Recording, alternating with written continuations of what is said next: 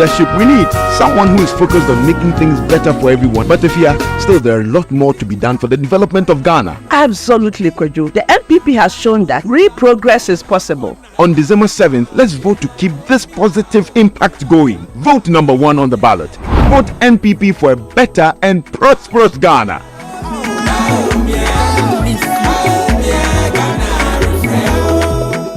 Detailed news, unparalleled coverage. Citi News on 97.3 FM. Eyewitness News. Be there as it happens. Citi News.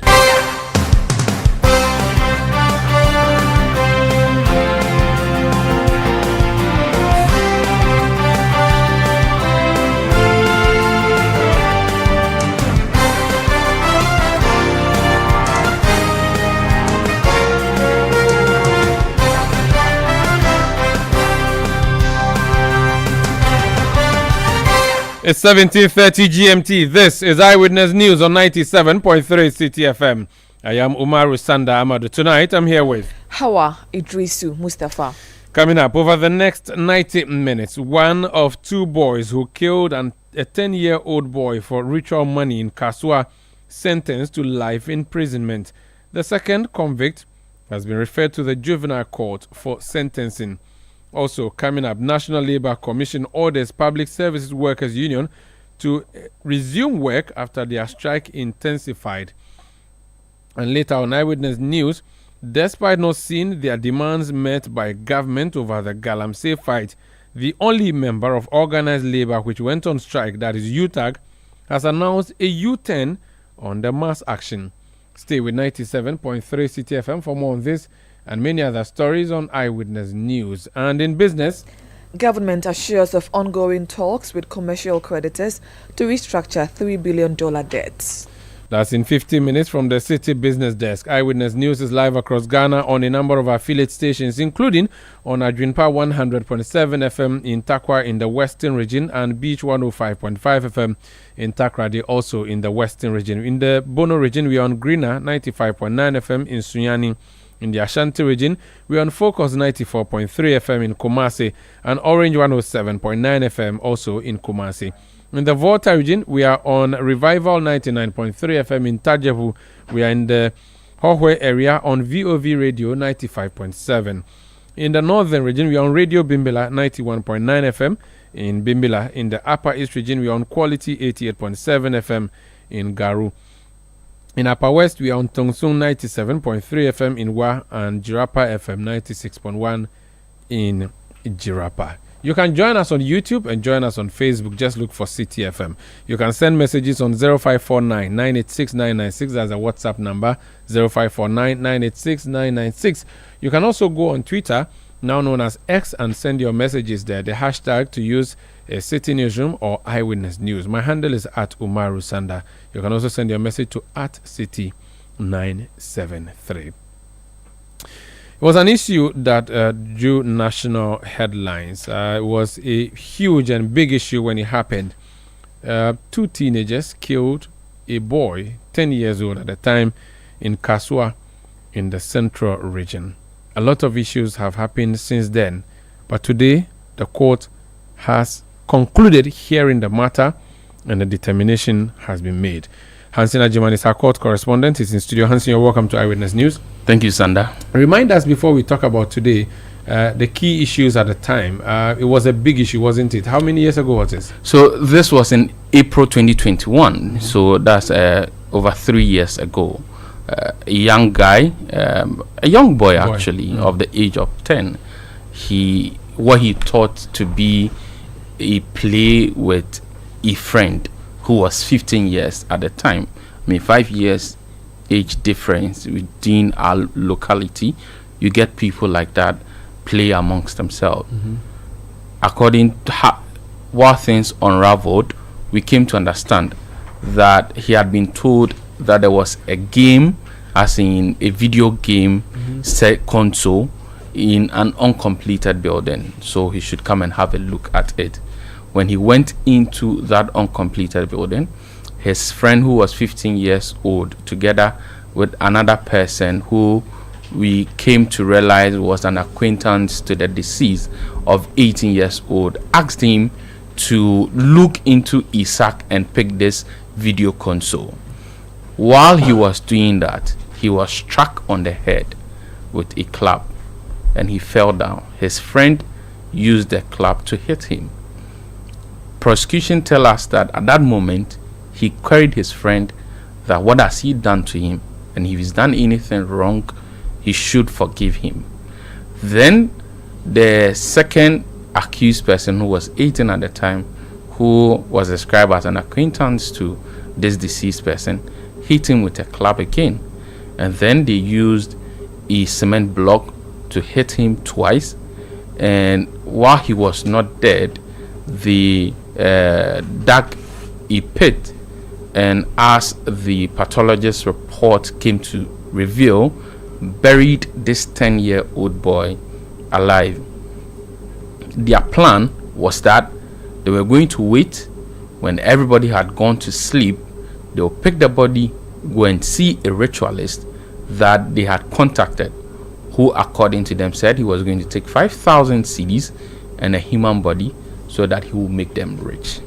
At the time, this 18-year-old guy was in SHS 1. The 15-year-old guy had actually dropped out of school, and so they said that that was their only way of making money. But luck eluded them. The sister of the first accused person, that's a 15-year-old guy who was a friend to the deceased, left their house, which was just opposite this uncompleted building, came to see his brother. His brother hurriedly asked him to go back into the house. Being suspicious, he prompted her mother of what is happening. The mom then went to her husband, that's the 15-year-old's father, who then came to the place and now came to find the pit which has been dug. He tried removing the soil from the pit, and as he dug deep, blood started oozing out, only for him to see a human hand and to dig deeper and to realize that it is their family friend's son who has been killed. And when he questioned his son, there and there, the evidence he gave in court was that his son admitted to having killed this person for the purposes of money rituals. And so that's how it all started. Media came in and the two were arrested. But even before they arrested, they were taken to the family house of the deceased. And one troubling incident that was unraveled in court was that the father of this 10-year-old guy is one who works out of Accra. And the morning before that, he had just returned from a work trip, seen his son, had breakfast with him. Because he was tired, he decided to take a nap. His nap was cut short by screams from his wife that his son has been killed. And he goes out to confirm it. Family, neighbors came out, attempted to mob the two accused persons. But the father here, again, he testified in court that he took these two people and locked them in his own room after they had killed his son, to make sure that the two would not be killed. Later, 4 people were arrested. The 15-year-old said the other 2 were not part, but he and the 18-year-old were the persons responsible. And so it caught media attention. The supposed spiritualist was arrested, but police claim and prosecution claim they didn't have enough evidence to hold her accountable, and so she was left off the hook. And in March 2023, prosecution called its first witness. First witness being the father of the deceased boy. Now, his job was simple in court. He went to confirm that indeed that was his son. Indeed, his son died. And so he helped the prosecution prove its element that indeed somebody is dead. Then they called the father of the first accused person. He also came to court and said yes, my son confirmed to me that he killed this person. I went there, I actually uncovered the body. I saw bodily hurt on this person, and so helping prosecution to prove that there was harm. And so the rest pretty much was left with the prosecution to prove that that harm was unlawful, it was intentional, and was committed by the accused person, which they used the police prosecution and the other the police prosecution and the pathologist at the police hospital to prove. But beyond that, the mother of the first accused and his sister, they all testified against him. Wow. And at the time this first accused was how old again? He was 15 years. And the other accused was 18 years. So one was an adult at the time. You can put it so. He was 18. So he was 18. But one was 15. One was 15. The two of them conspired to do what they did. Certainly. Who did the striking of the boy? So the 15-year-old did the striking first. And was supported by the 18-year-old. And was supported by the 18 years. Another issue that came out was that they had tried it on Friday and they had not succeeded. So the initial plan was to kidnap him and then ask his parents for a ransom of 5,000 cedis before they execute the killing. And so from the same person, they are getting their 5,000 cedis and they are getting the human body for the spiritualist. They had a powder on a hanky, which they believed that if they had put on close to his mouth and nostrils, he was going to go unconscious, for which they used to kidnap him.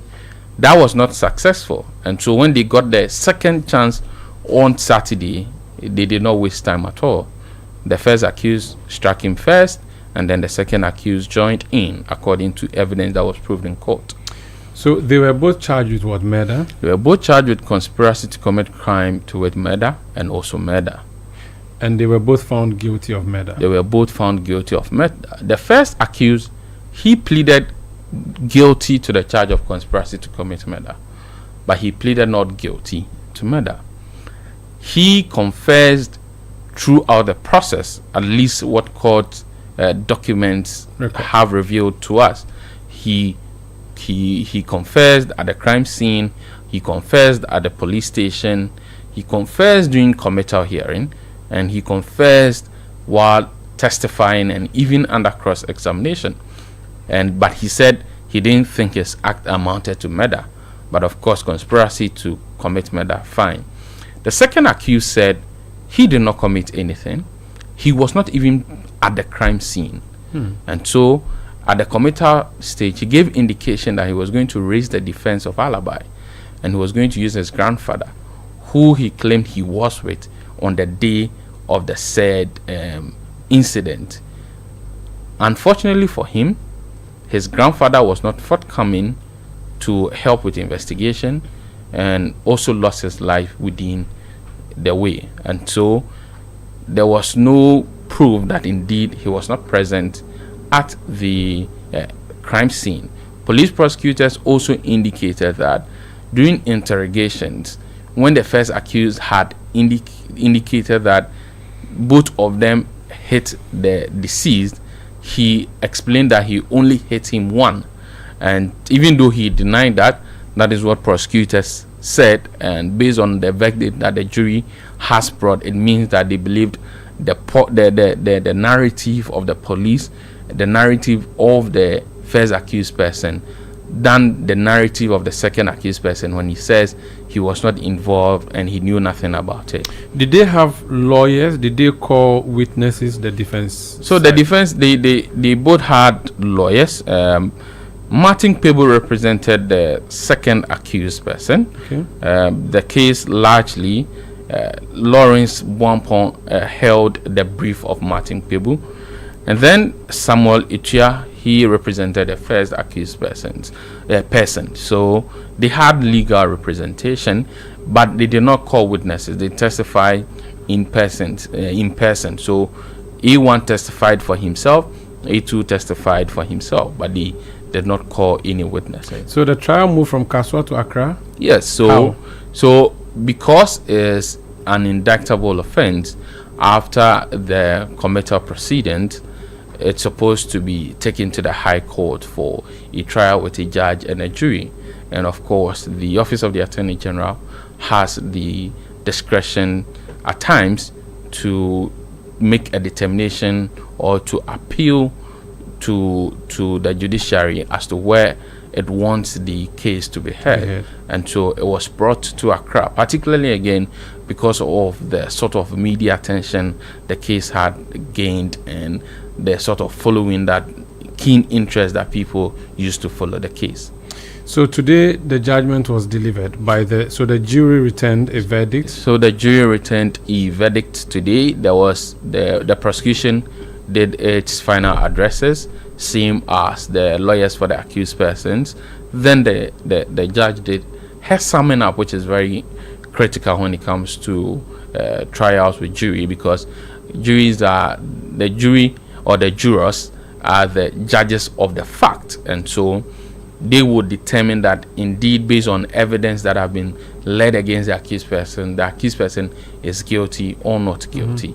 So after doing the summing up on the facts that have been led in court, the law on murder and conspiracy to commit murder, and what they should be looking out for, the jury went into deliberations, and less than 30 minutes they came back with a guilty verdict, unanimous, for the two accused persons. So what happens next? So why is that one has been sentenced to life and one not? So in Ghana, if one is not above the age of 18, the courts will have to send the person to juvenile court for the said person to be sentenced. And so at the end of proceedings, the accused person, who was 15 at the time of the incident, had to be sent to the juvenile court for sentencing.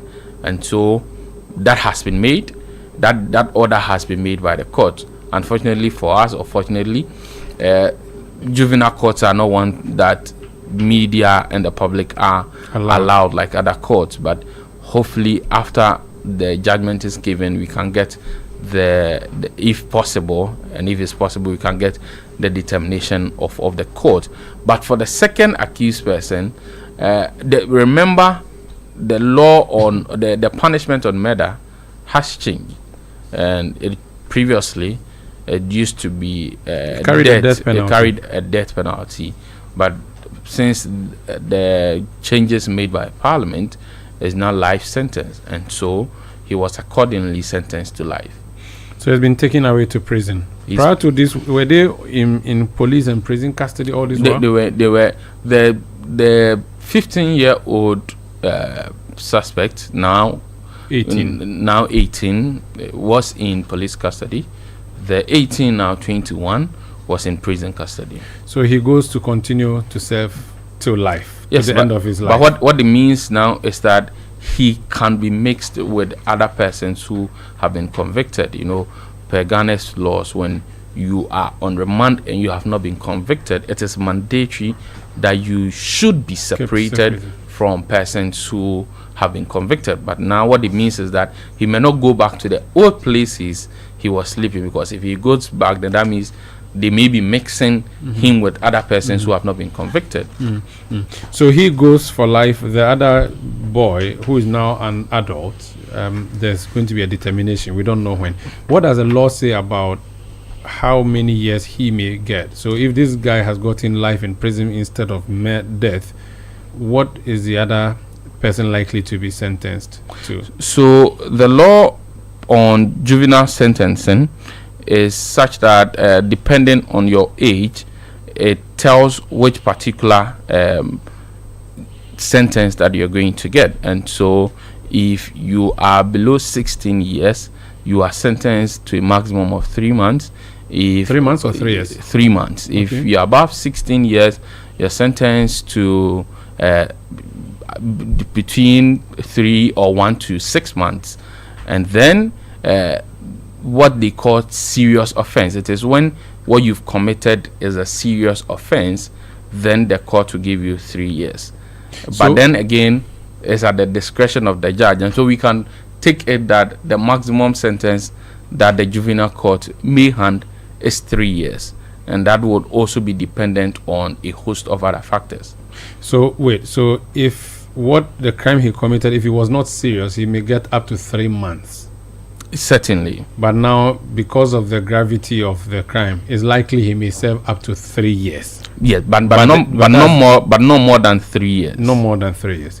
Thank you so much, Hansen Ajiman. It's our court correspondent trying to unpack the issues for us about that murder, where a 10-year-old boy was killed by 2 other persons, one who is now 21 years and one who is now 18 years. At the time, they were 15 and 18 years respectively. Hansen, you interviewed or had spoken to some of the people who were in court. Tell us who and who you spoke to, and let us listen to the interviews. So we spoke to a family member. He's an uncle to the deceased, Harrison Mensah. He had always been in court. He actually spoke to us and talked about how the family, to a large extent, may be relieved now, because they've been asking for justice for a long time. So let's listen to that. The family is satisfied. Even though we've lost our son, this should serve as a deterrent to any other person who wants to take the law into his or her own hands. You know that it's been a very difficult moment sitting through the entire proceedings and all that. As a family, sitting through the court, what was going through the minds of the family? Well, it wasn't easy. We were only waiting for judgment to be given so that we go back to our various homes to go and continue wherever we have left off. Mind you, because of this issue, my brother has lost his job that he's doing, his private business, and he's in debt over 180,000 Ghana cedis, which we don't know where to go and find those monies to pay off those debts. Just because of this case? Yes. So once judgment has come, we'll go back and then strategize and know and see how we could pay off those debts. The last time you were in court, you said any form of closure to the family at all? Come again. Does this decision bring any closure to the family in terms of what you've lost to your son? Does it bring any closure? It doesn't bring any closure, but at least whatever has happened, and we know certainly that we have to find a way to pay off those debts. Have you been able to speak to the mother of Ishmael? What did he tell you? Because the last time you mentioned that he said he knew nothing was going to happen, nothing happened, nothing didn't happen. Well, we've not been able to establish contact with her as we speak, but I'm sure from here she will get the news that judgment has been given and Kinney is going in for life, and that will be the reward for her.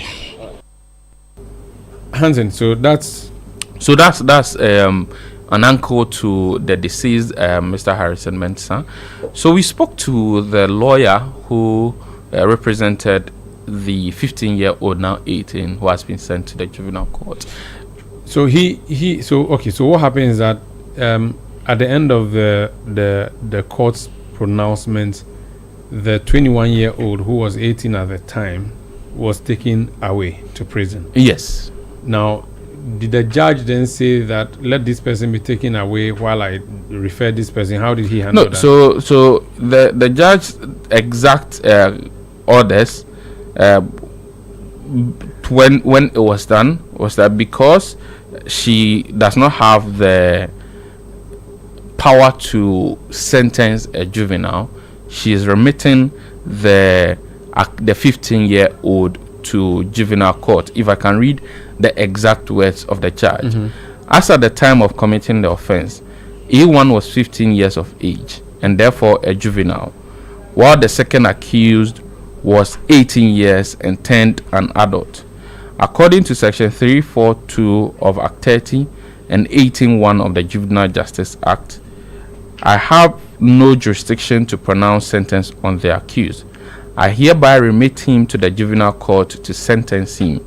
He shall remain in the custody of the police until he's been dealt with at the juvenile court. In respect of the second accused, who was 18 at the time of the offense, he is hereby sentenced to life in prison. Thank you so much. Hansen Ajiman is our court correspondent. Let me speak to Martin Kpebu. He's lawyer for the first accused person, second accused. That's the one who is 21 now, or the one who is 21. Mr. Kpebu, you're welcome to Eyewitness News, sir. Yeah, thank you, Umaru. So you are the lawyer for the person who has been sentenced to life imprisonment, correct? Yes. I don't know if there are any experiences and lessons you've learned throughout the 3 years trial that you want to share with our listeners, and also what you make of the verdict from the judge. Okay. I wish even though I said yes, I'm lawyer, I should have also mentioned that, I can't do all of these things by myself. So I have a number of colleagues in the law firm who helped me. Lawyers were yes, number one, Hamdia Mohammed, and then Komi, then myself, Bia. So let's see if my experience is enough for this. Because at a point, I virtually left the case for Lawrence to help me cross the finishing line. So what will happen, what I should say is that this is not the first of murder cases that I've been involved in for juveniles. I've been doing this work for about 17 years now. Okay, I'm very passionate about juveniles. So, I've been doing a lot of program in this area. This one doesn't present too many differences, but the key is that parents need to act their game. I know lots of parents are doing their best, etc. They are talking about cases in which they are not able to give sufficient attention. They are not able to pay sufficient attention to the activities of their children, etc. And you see, Umaru, I have to talk in general terms because I have to be careful not to kind of convict, quote and unquote, my own clients. So we are situating it generally. I'm not talking about Nicholas in person, just because I'm so lawyer for him. That's understandable. Yes, please. And as I said, this is not the first of murder cases I've been involved in. All manner of cases involving juveniles. Yes, I've done quite a lot. So parental control is quite a huge challenge. So you see that lots of the time parents are busy trying to eke out a living. So issues of control become quite burdensome for a number of parents, right? The number is even too small, quite a substantial number of parents, right? So that is one of the causes, because you see, sometimes what happens is that it may not take much, but it just takes paying attention. Where is this my son? Where is he sleeping? By 10 p.m., where is he? 11 p.m., where is he? And I know that it can be very challenging, right? Very challenging because of the circumstances we find ourselves in, the developing countries, tough times, etc. Hard to find jobs. So lots of parents are distressed, right? A lot. So, bringing up kids is quite a challenge. But if you ask me, from my experience, this 17 years, parental control is a huge challenge, a huge one. To the extent that sometimes the parents, when they even come to the juvenile court, they tell you, look, lawyer, I understand you are doing this thing for free. I don't want you to represent this child. I just want the government to take him, put him away. He's too troublesome. You see that thing? Yes. It's a very common experience. Parents telling us that they don't even want our service, which is free, and that they just want the juveniles to be put away. They are too troublesome. You see? So we need a lot of education. We need a lot of pep talk, etc. That yes, people may be poor, but that should not be an excuse to quickly abandon parents, because you never see rich people abandon their children. No, it's the very bad ones, the naughtiest ones. Yet they do everything to continue to take care of them. So sometimes if you don't analyze it well, you may think, oh, it's poverty. Yes, poverty looms large in the equation. That one I have to admit it. But that's not the end, because if you were to say so, then it means that every poor parent will just abandon their children. But that's not the case. That's not the case. So the fact that times are hard should not be used as an excuse for us to leave children. Look, let me show you just one short example to nail this point. There was an equally high-profile case. I don't want to mention the name of the juvenile, etc. We don't want to embarrass our clients. But one time we were going to look for the child. I mean, by then he was really involved, in conflict with the law, etc. Then the mother of this juvenile said, oh, about 2 days before we went to the facility, the mother heard and said, oh, lawyer, I hear you're going to look for my son. I'll come along. I didn't know the mom was alive. Long story short, the day came, I called the lady a few times. She picked the first two and kept asking me to accommodate her, that she needed to wind up a few things before we could embark on the journey. Long story short, like we say in our local Ghanaian English, if it's today that the lady will come for us to go to the detention facility, I don't know. Wow. She didn't show up, didn't pick up the subsequent calls, etc. You see, so the problem is that some parents just don't want to have much to do with their own children. That is where the challenge is. And so we need to work on that, more education, more self-talk, etc. Of course, issues of jobs. As for jobs, we all know the economic malaise. So the government, we need government to do a lot more to create jobs. Because let me tell you, a lot of most of the children we come in contact with often come from broken homes. Okay, that's one side of it. But poverty looms large. Often parents are not middle class, no, it's a low income bracket, etc. So economic development, or poor economic standing is quite a huge challenge. It's one of the breeding grounds, or let me say one of the factors. But as I said, we cannot just simply say because times are hard, parents are poor, then they just leave their children to do whatever they want. And that one, there will be chaos in this society. Now, so the question would be, it appears even sometimes the parents themselves want them to be locked away. So what motivates you to want to prevent them from being locked away?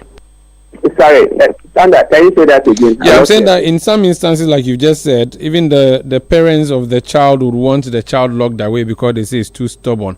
As a lawyer, what motivates you or makes you want to free these people who otherwise are considered sinners or criminals? Okay, so the basic motivation is my own upbringing and what I observed, right, growing up. We play football, they say, hey, don't play football. No.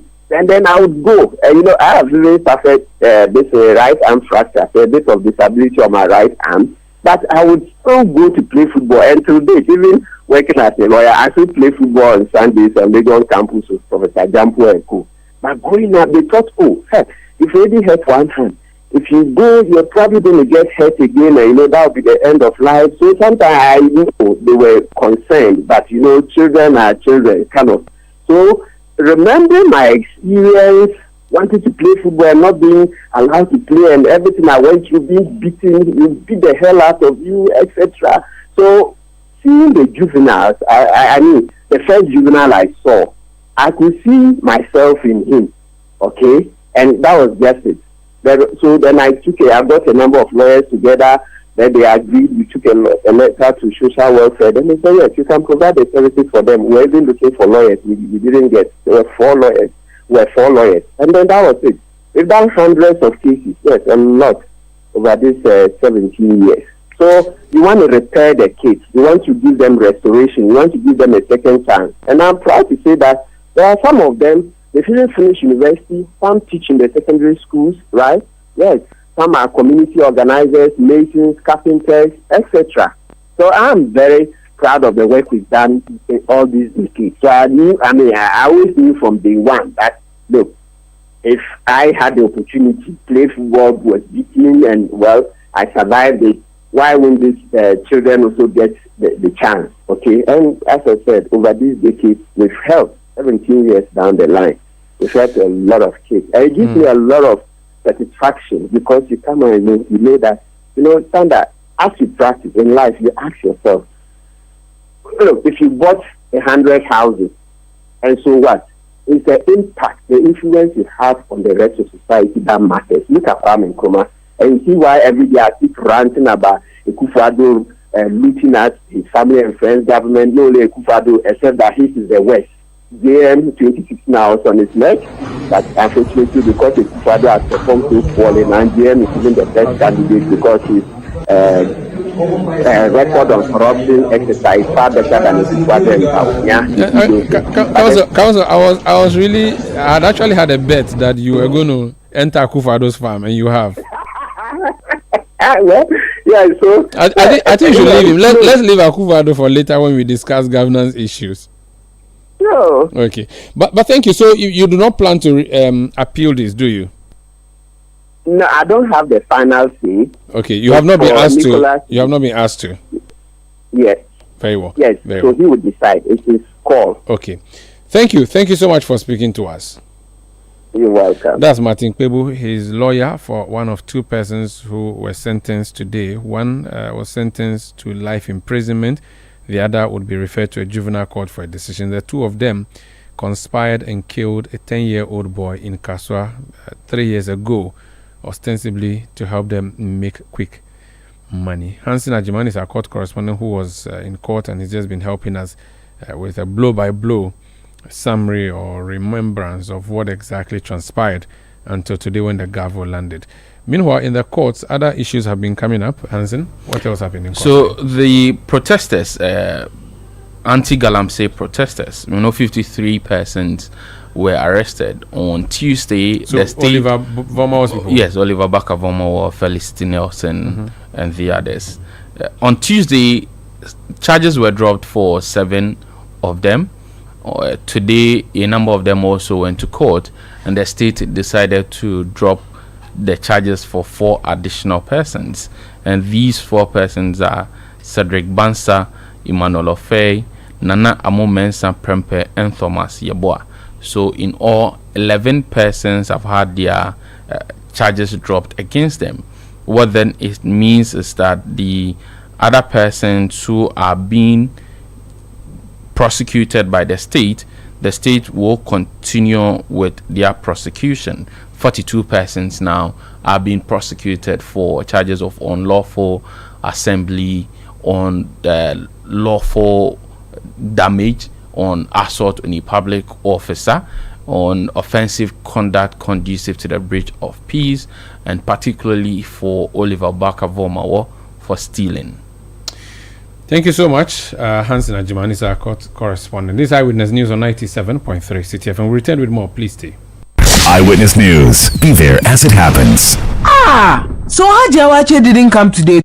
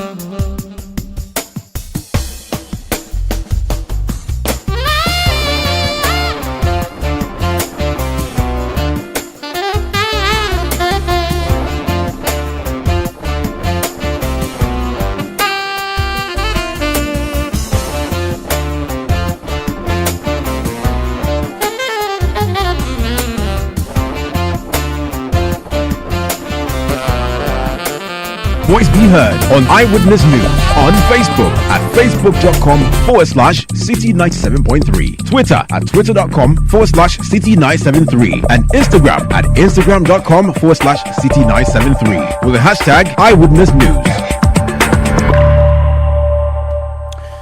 You're welcome back. This Eyewitness News on 97.3 Citi FM. We are coming to you from Accra, Ghana, broadcasting around the country on a number of affiliate stations around the globe on citinewsroom.com. That's our website, also on Facebook and on YouTube. Now, a few weeks ago, organized labor threatened to embark on a strike until government fixes Galamsey. Well, the government did not fix Galamsey, but organized labor fixed itself by deciding to suspend the strike that it had planned to embark on. One of the unions that make up organized labor, UTAG, defied the decision of organized labor and said it was going to continue with the strike. In fact, it was UTAG at the university. Was it the University of Ghana alone or nationwide? It was UTAG National. Now, tonight we are hearing that UTAG has decided also to cancel that strike that he embarked on, which he said he was going to embark on until the environment is protected. Professor Amadu Akudugu is the national president of UTAG, University Teachers Association of Ghana. He's joined us on the line. Prof, you're welcome to Eyewitness News. Thank you, Umaru, and good evening to you and your listeners. Good evening to you. Why did you give up already? I think we haven't given up. Retreat is part of strategy of war, so we haven't given up at all. But you have retreated. Which means you have cancelled the strike. We have not. What have you done? We have the National Executive Council, upon thorough deliberations on happenings and in the country, decided to get back to our members to ask them to give us further directions, and that's exactly what we've done. And what direction did your members give to you? Which direction you are communicating to us now? The members, went to our members to ask them to direct us as to whether to proceed on the strike or not, which they did. They gave us the direction that marching orders that we should proceed with the strike. We've been on the strike for about 2 weeks, and we've been reviewing happenings in the country and actions that have been taken. So far, we have not gotten exactly what we wanted, but these are not in isolation. You have to look at the whole thing holistically and place it within the context of current happenings in the country. And the National Executive Council strongly believe that at this point in time, we needed to get back to our members to let them know that we've been on strike for 2 weeks. These were our demands. These are what we are told government has done by the decision to go and repeal LI for the LI that allows for money in forest reserves, which we are told the Attorney General had written to get that done. Deployment of some security personnel to some of the mining areas, and the work to get the flag bearers to sign a pact committing to continue the fight when they get the power to rule the country from January next year.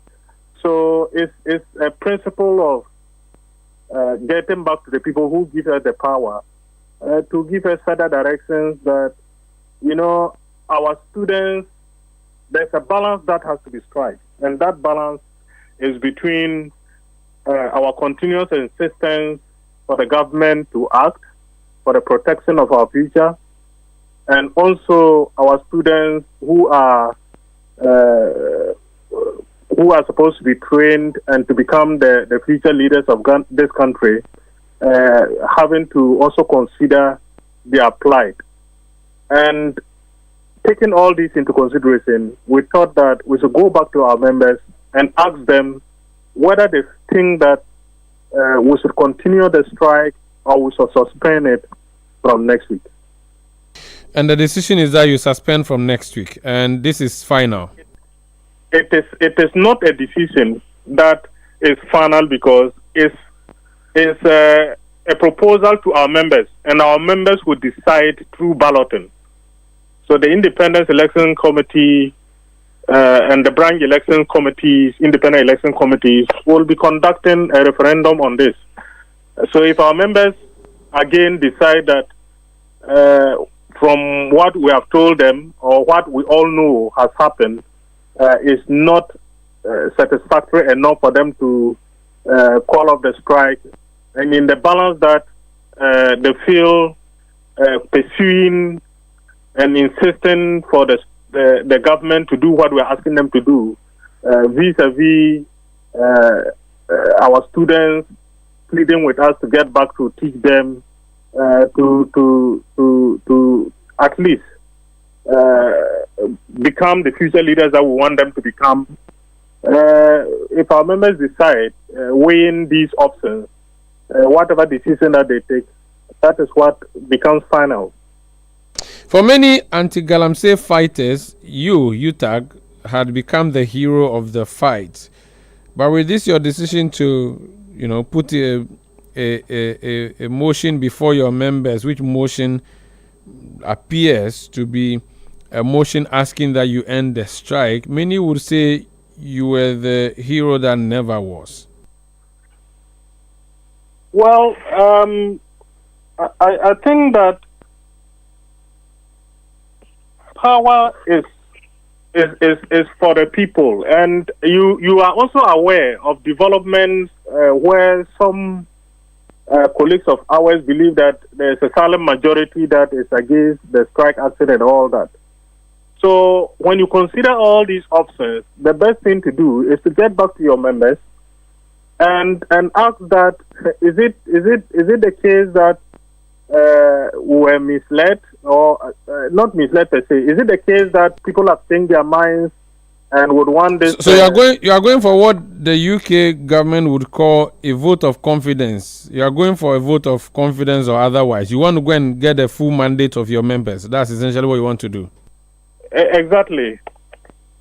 Which means that all university campuses would vote individually and then collectively you would announce your decision. Exactly the case. When is it starting? It starts from tomorrow. So it means by next week you would have decided on what the way forward would be. By Monday, would have by this time on Monday, we should have had results from all the 15 member campuses, and what members decide, that is the final decision to take. I see. When your other colleagues called off the strike and you decided to continue, many claim that they were bought out of striking. What assurances can you give listeners tonight, especially the cynics who would say you went to collect something small, that's why you've decided not to go on the strike anymore? Well, we have over close to 8,000 UTAG members. And as we said, what the National Executive Council have directed, in fact, there are 78 members of 78 National Executive Council members. What they have suggested to members means that no individual member of UTAG has the power to decide to call off a strike or suspend a strike or declare one. It is the mandate of our individual members who decide. So if anybody gives any person any money, it's a waste of time because you cannot influence all the 8,000 members of UTAG. And so we can assure everybody that there is no way any member of UTAG, executive member of UTAG, can be paid to call off a strike. In the case of organized labor, this is not the process across the general organized labor. And so the UTAG process is like that an individual cannot influence what members decide in this respect. And as I said, that is why the proposal of the National Executive Council is not to call off the strike, but to suspend. There is a difference between calling off and suspending. So when we suspend, it means that we are given a breather, and we have a timeline within which, if what we plan to get we don't get, we will resume the strike accordingly. If you call off, it means that is you have been satisfied with the process, whatever you've gotten, and therefore that is the end. But in this particular case, we are suspending, and we want to also believe and want to also call on all Ghanaians that we have picked our necks out. We have fought this for the past 2 weeks. Unfortunately, some of the unions that gave indications that they were going to join us none did. We will continue to fight the best way that we could, and we will continue to make sure that whichever available tools and techniques that are legally available to us, we will use to ensure that this Galamsey fight is won. Thank you so much for speaking to us, sir. Thank you for having me.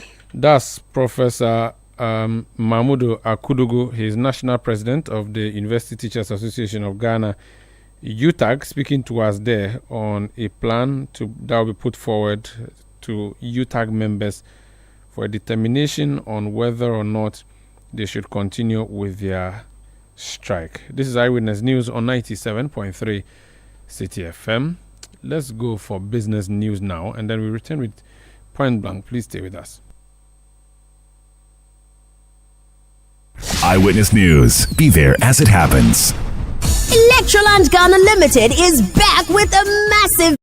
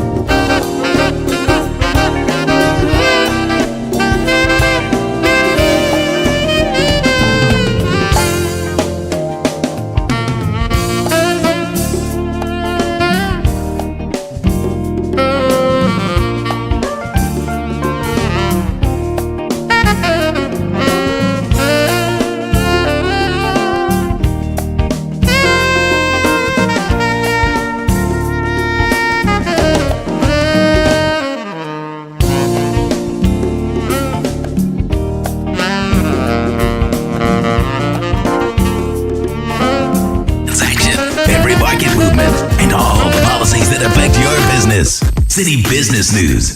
Be informed. Time now for City Business News on Eyewitness News. My name is Hawa Idrisu Mustafa. Details of our stories now. The government is actively negotiating with commercial creditors to restructure its nearly $3 billion debt. It follows a successful completion of debt restructuring effort on both the domestic and external front, including the recent agreement with Eurobond holders. Government says discussions with commercial creditors are ongoing and will soon finalize a favorable deal soon. Finance Minister Dr. Mohamed Amin Adam has been speaking about the next steps on IMF today at the ongoing IMF annual meeting in Washington, D.C.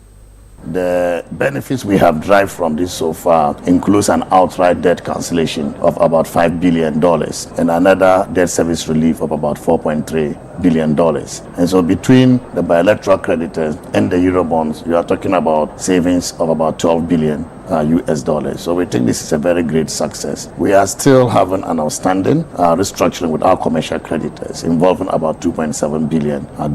We are working very hard to conclude that. So far, I can say that we have been pretty successful at our restructuring. The participation has been great, and we see ourselves moving on the path to debt sustainability. Why we succeeded, which other countries need to take into consideration in their restructuring, is number one, what we call fair burden sharing, because we had to do domestic debt exchange, which you haven't seen many countries do. We had to do that first to demonstrate our ability and our capacity to sacrifice the sacrifice of our people in biting part of the bullet before we went out to do the external debt restructuring. He had Finance Minister Dr. Mohamed Amin Adam. The African Center for Energy Policy, ACEP, says it will independently look at the appraisal program data submitted by Springfield to the Petroleum Commission regarding the ongoing dispute between ENI and Springfield over the Afina discovery and Sankofa. This comes on the back of Springfield Group dismissing allegations made by the think tank, which suggested that the indigenous upstream petroleum companies submitted conflicting data to the government, influencing the decision to pursue the unitization of the ENI Sankofa field. Chief Executive of Springfield Group, Kelvin Autry, labeled the claims as baseless, stating that the company has formally requested a retraction, warning that legal action would be taken if the retraction was not issued. But ACEP, in a statement, reiterated concerns over data discrepancies in the appraisal program submitted by Springfield, stressing that if the lower oil water contact value submitted had been considered, the commercial viability of the Afina discovery might have required further evaluation, which could have avoided the unitization directive.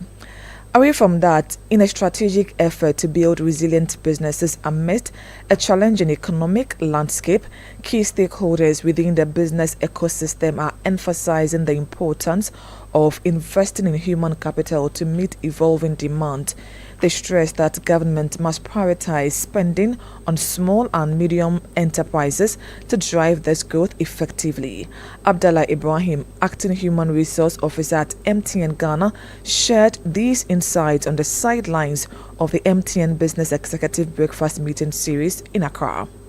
Investment, it's a key driver for that. Also, we need a policy from government in terms of a clear direction of what we have to do to really bridge the gap. And also industry, and what part of the things we said was that we need to share and collaborate a bit more in terms of what we have. And more importantly, give students the opportunity for internship, because sometimes the theoretical things they learn, they need to find ways to practicalize it. And the internship opportunities really is what gives them that opportunity. In MTN, we do a lot of engagement with students. As I mentioned, this year alone we've accepted about 410 interns throughout the year, including even international students from other universities outside of Ghana. And so that's our own way of ensuring that by the time the students come out and ready to join the job markets, they would have had the opportunity to work in industry, which really helps them to blend in and get the opportunities that we have. But one of the major problems I think we highlighted was the fact that if we don't find a way to bridge the gap, we wouldn't be competitive globally, and that's an area we need to do a lot more. And policy around this is key. That was the acting human resource officer at MTN Ghana, Abdallah Ibrahim. For his part, managing director of Unilever Ghana PLC, Chris Wolf Caesar, highlighted the necessity for businesses to focus on robust monitoring and evaluation practices to enhance their contributions to national development. We all want to run businesses, but we don't make it a habit to actually learn from each other. There is a lot of good work out there. So my first thing is read. Learn from each other. Seek the sources of truth where you can actually apply to your business. That's the first thing. And the second thing is technology is at everybody's doorstep. I even think some SMEs are better than big businesses like us. And I'm sure Abdallah deals with a lot more of those very agile businesses. I used to follow, I think it's an Instagram page called Startup Plug or something like that. And every time I scroll and I see that some SME has sold their business for millions of dollars to a bigger company. So these things are happening. Yeah. So how can we learn? How can SMEs learn? Just look out there, be more proactive, read, consult, and you will find something that would help you. But it's about capacity building within the SMEs. So we need to support them. That was the managing director of Unilever Ghana PLC, Chris Wolf Caesar. Businesses in Ghana are being called upon to intensify effort to meet environmental, social and governance standards as global and local expectations around sustainability continue to rise. Industry leaders and policymakers have emphasized the importance of integrating sustainable practices into core business operations, noting that companies that proactively embrace ESG practices are expected to gain better access to global market and financing. Managing Director of GCB Bank PLC, Kofi Adumako, has been speaking to journalists on the sidelines of the 2024 KPMG Africa CEO's Outlook. We as banks have that responsibility to educate our customers. We have to embed ESG in our strategy and not just talk about it as a buzzword. It has to be operative in our strategy. We have to implement, we have to execute, and we have to ultimately ensure that we measure and we report on ESG activities. We have to show the reward for ESG. Okay, people have to see what the reward is when you embark on ESG. What are some of the rewards? Today for banks, you have access to green finance, you have access to cheaper finance, you have access to longer term finance. The institution that is ESG compliant ultimately has happier staff, ultimately has happier customers, ultimately has happier shareholders. There's governance, there's transparency, and that organization will consistently grow. Kofi Adumako is Managing Director of GCB Bank PLC. Now, Senior Economics Lecturer at the University of Ghana, Dr. Priscilla Chumesi Bafo, has meanwhile called on government to create the right environment for small and medium-sized enterprises as well, which make up the bulk of Ghana's private sector, to embrace ESG.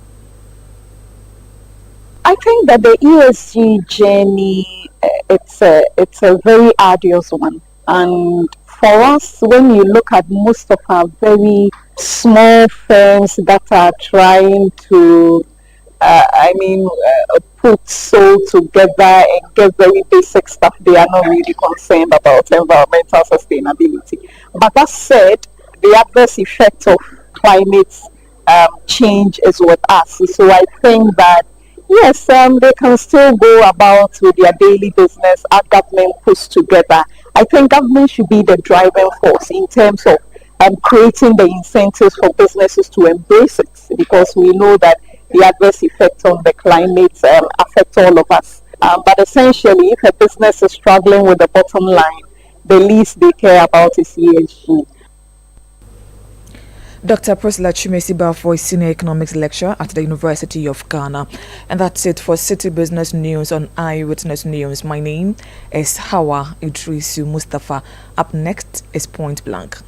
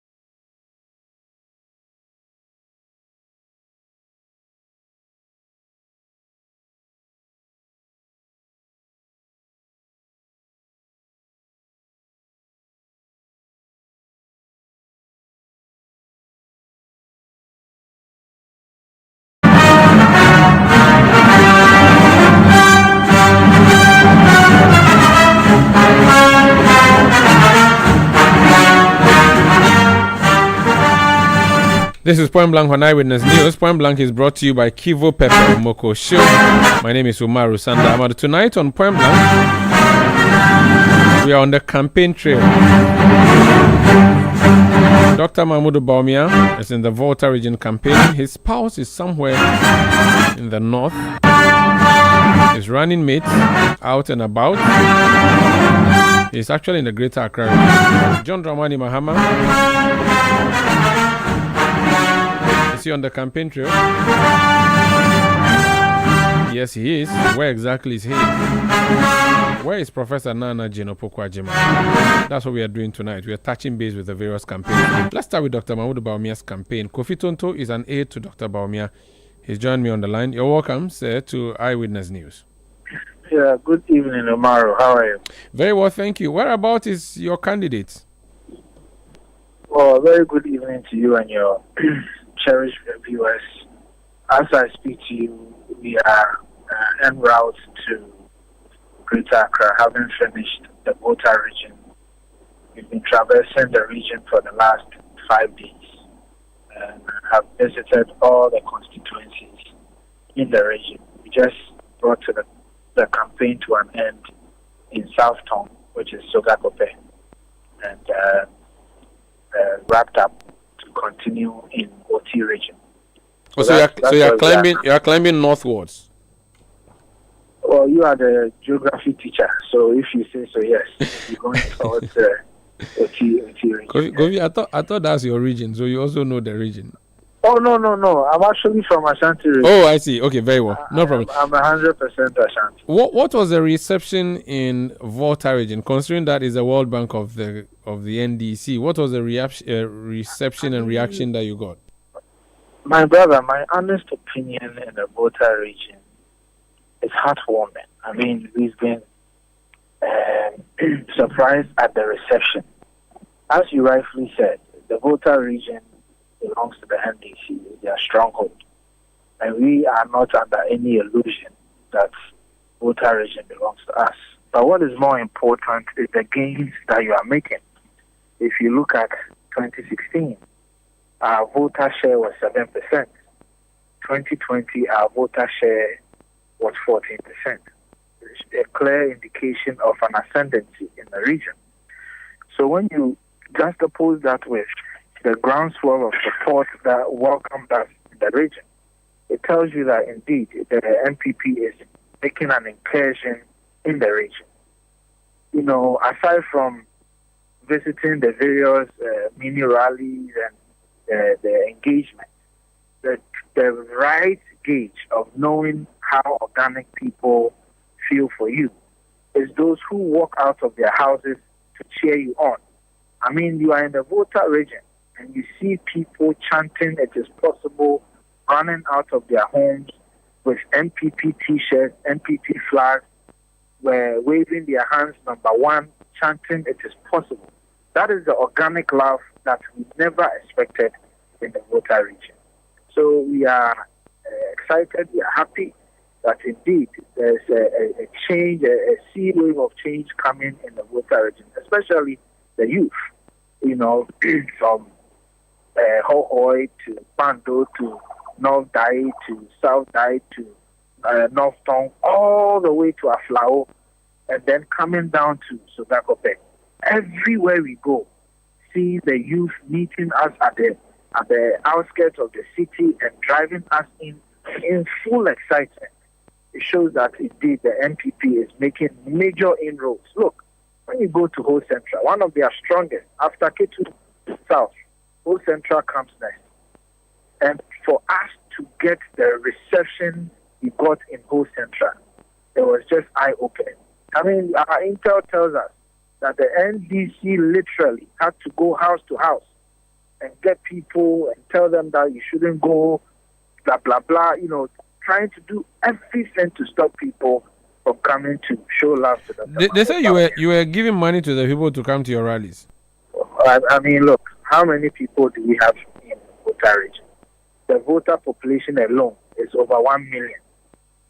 Okay, over 1 million. So how many of that 1 million are we giving the 500 cities to? Is the MPP Ghana Bank of Ghana? Look, these things are just frivolous allegations made by faceless individuals who are not ready to really compete on ideas.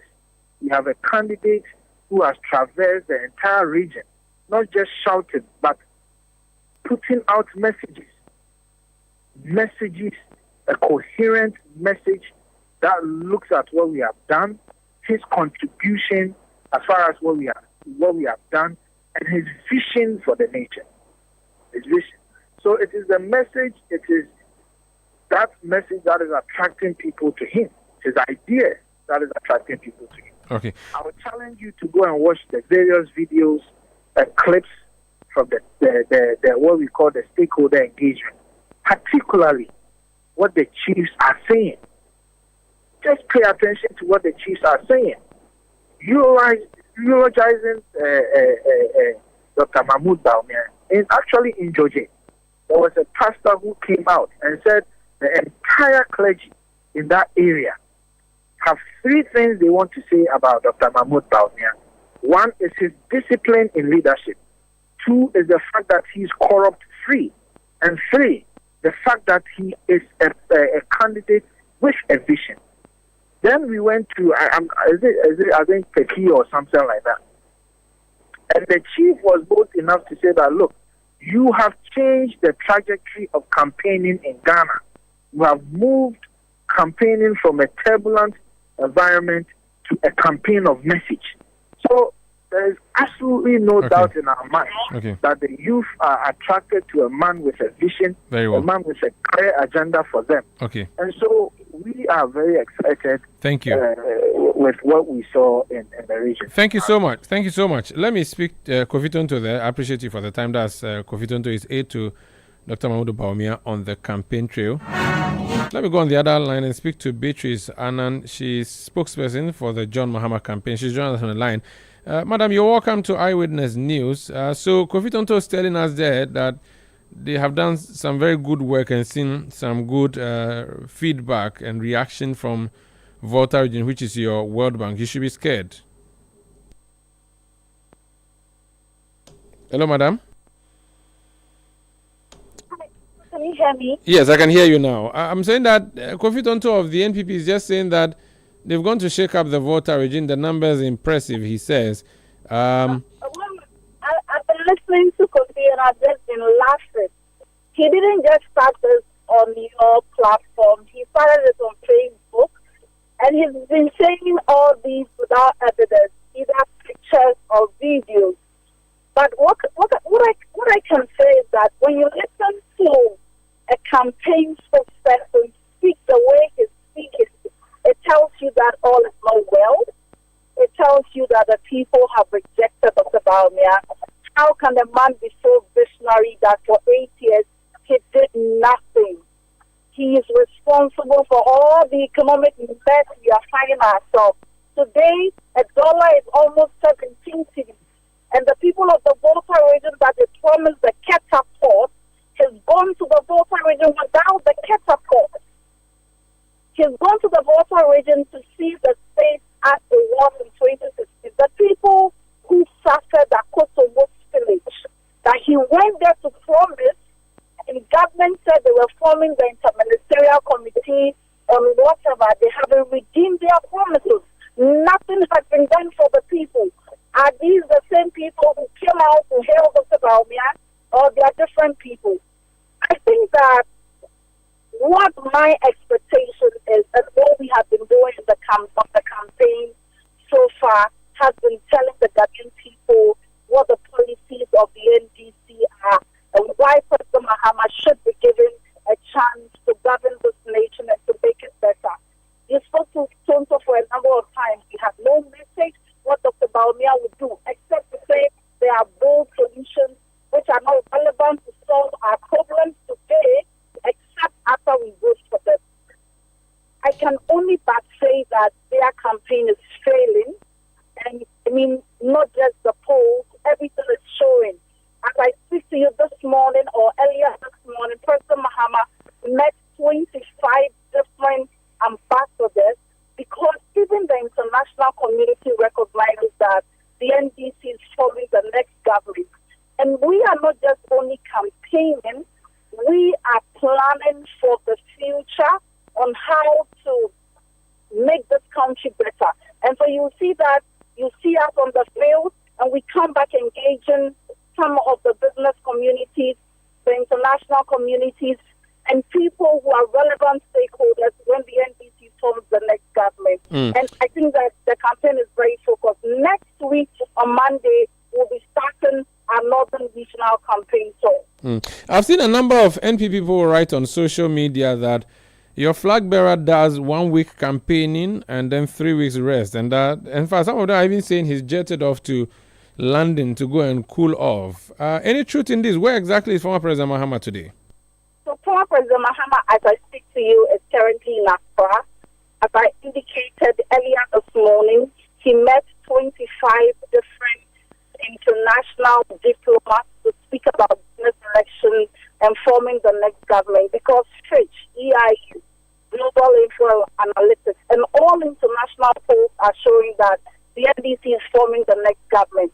And so we are not just campaigning, we are also putting in place structures to govern this country. And some of these structures informed why we said we would appoint our ministers within 14 days, because we are prepared and we will hit the ground running. So the former president is in town and he's campaigning. He's not cooling off like they are claiming. Oh, that is that MPP propaganda.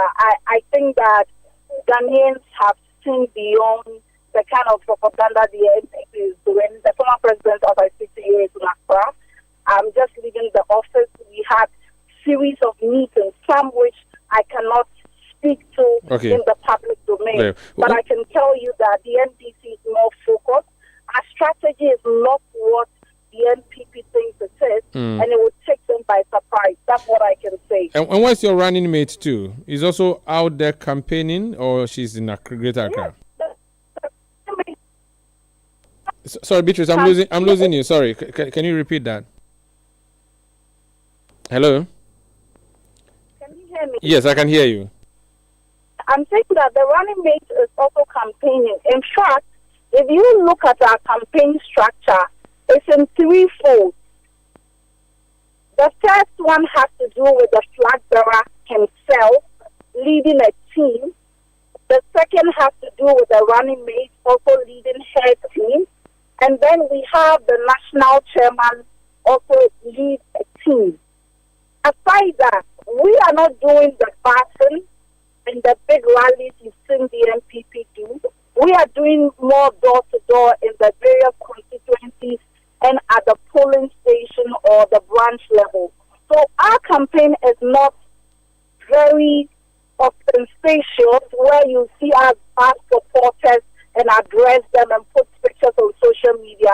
We are taking the message to the people where they are. And all these three teams, together with our regional executives, are doing their very best. And I want to use this platform to appreciate the many people. This morning when I was moving to the house, I saw a lot of the NDC people doing door-to-door. And I have to say that we appreciate them as a campaign team. Thank you so much for speaking to us. Thank you, Umaru. That's Beatrice Annan. She speaks for the John Mahama campaign. Earlier, you had Kofi Tonto, who speaks for the Dr. Bawumia campaign.